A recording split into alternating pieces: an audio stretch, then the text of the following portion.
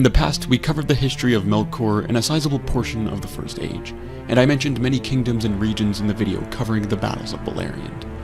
In this video, we'll take a closer look at Thingol's Kingdom of Doriath, and the capital city of Menegroth, also known as the Thousand Caves.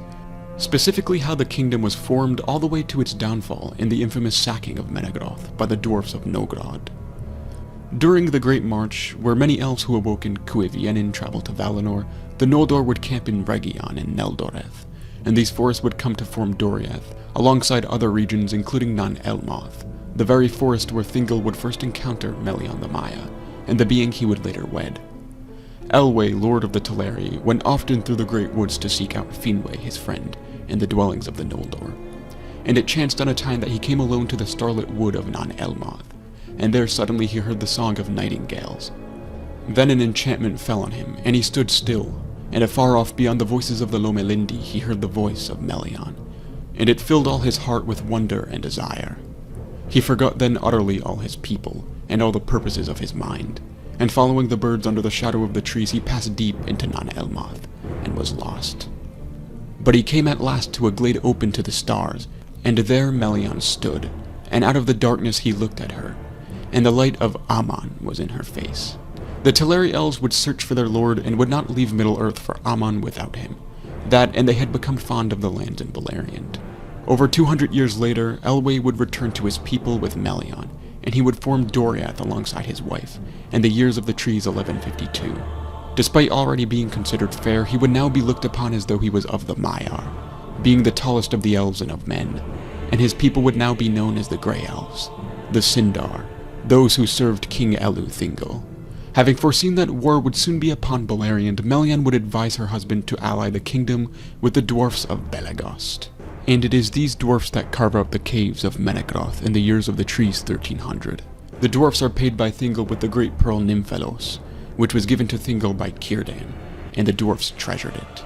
With the capital being Menegroth, as I mentioned before, and where King Thingol would reside, Doriath was also composed of Rhegion and Neldoreth, Nivrim and Arthorian, and Brethil and Nan Elmoth. Apart from the Sindar who lived in Brethil, parts of this region would also eventually be given to men, such as the Edain of the House of Haleth in exchange for Haleth and her people, defending the crossings of Teglin.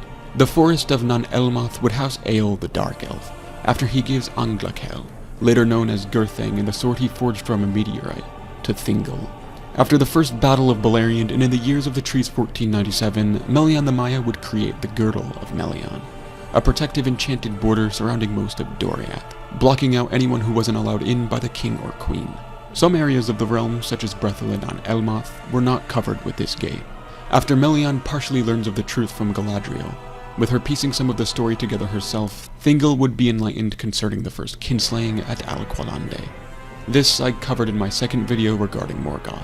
As a result, King Thingol would ban the use of Quenya, the language of the High Elves, leading to Sindarin being the primary elven language in Middle-earth. Despite not blaming the houses of Fingolfin and Finarfin, Thingol's relationship with the Noldor, the elves that travel to Valinor, especially of Feanor and his children, is at a point beyond forgiveness and frustration, and so no help would come of Thingol and Doriath against Morgoth and his wars, apart from a few exceptions such as Mablung and Beleg Strongbow.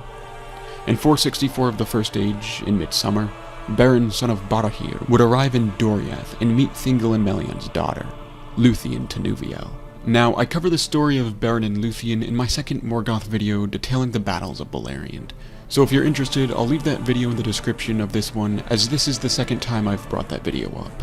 Nonetheless, in short, Thingol did not want his daughter marrying a man, and so gave him a task he deemed impossible if he really did want his daughter: retrieving a Silmaril from Morgoth's Iron Crown. Though to the king's surprise, Beren and Luthien would return from Angband to Doriath, and Beren would present his missing hand to the king, with it being in the stomach of Carcharoth, along with one of the 3 Silmarils. After Carcharoth enters Doriath past the Girdle, and after his battle with Huan the Hound where both perish, Beren would also pass from his wounds. However, after Luthien dies as well, she arrives at the halls of Mandos, and begs the Doomsman of the Valar to return Beren to life, though this was beyond his ability. But after Manwë consults with Eru Ilúvatar, Ilúvatar offers the pair of them another chance at life, though this time Luthien would share Beren's fate, the fate of men. They would live out their second lives as mortals in Tol Galen in peace, and away from Doriath. After losing his daughter, Thingol would adopt Turin, son of Hurin, as a son, and he would live in Doriath for a time. However, I won't discuss the life of Turin Turambar here, as that will be saved for a video dedicated to that character, one of the most important ones of the First Age. After Turin's death, Morgoth would release an old Hurin from his confinement upon Thangorodrim in 502 of the First Age, and Hurin would travel to Doriath in anger, and would sarcastically thank the king for aiding his son, throwing down the Nauglamir, a necklace made for Finrod by the Dwarves of Nogrod, using gems Finrod had brought from Valinor. Hurin had previously found this in the hoard of Glaurung in the ruins of Nargothrond. After being calmed by Melian, Hurin would offer a more sincere thanks to Thingol for adopting and caring for his son, and he would depart in utter sorrow, everything taken from him by Morgoth. Sometime after, in 503 of the First Age, Elu Thingol desired to mesh two of the greatest creations of the elves and the dwarfs, by placing and combining the Silmaril he received from Beren with the Nauglamir. He would recruit the skill of dwarfs, though these dwarfs possessed a hidden desire to keep both items for themselves.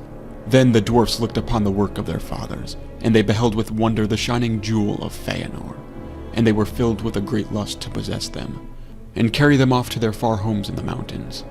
But they dissembled their mind, and consented to the task. Long was their labor, and Thingol went down alone to their deep smithies, and sat ever among them as they worked. In time his desire was achieved, and the greatest of the works of elves and dwarfs were brought together, and made one. And its beauty was very great, for now the countless jewels of the Nauglamir did reflect and cast abroad in marvelous hues the light of the Silmaril, amidmost. With that, once the creation was finished, they would withhold it from Thingol, after he denies them it as payment for their work. And the king of Doriath would insult them, referring to them as stunted people. The wrath of the dwarfs surpassed even their greed in this moment, and they attacked King Thingol, killing him and beginning the battle in the Thousand Caves, fought between dwarfs and elves, where the dwarfs would destroy and loot the capital in the Sacking of Menegroth. This would be the primary reason as to why these two races don't see eye to eye in later ages, apart from exceptions such as Celebrimbor and Narvi or Legolas and Gimli. The kingdom of Doriath would somewhat be restored temporarily under Dior Half-Elven, the son of Beren and Luthien, though after refusing the sons of Feanor's request for the Silmaril, Dior would be killed in 506 of the First Age, in the Second Kinslaying, where Doriath would be completely ruined once and for all, putting an end to one of the most sacred and mighty kingdoms in the First Age. I hope you all enjoyed the video and perhaps learned something new about Middle-earth. If you have any suggestions for videos, please feel free to share them in the comments, and please like the video if you did enjoy. Have a great day. See ya.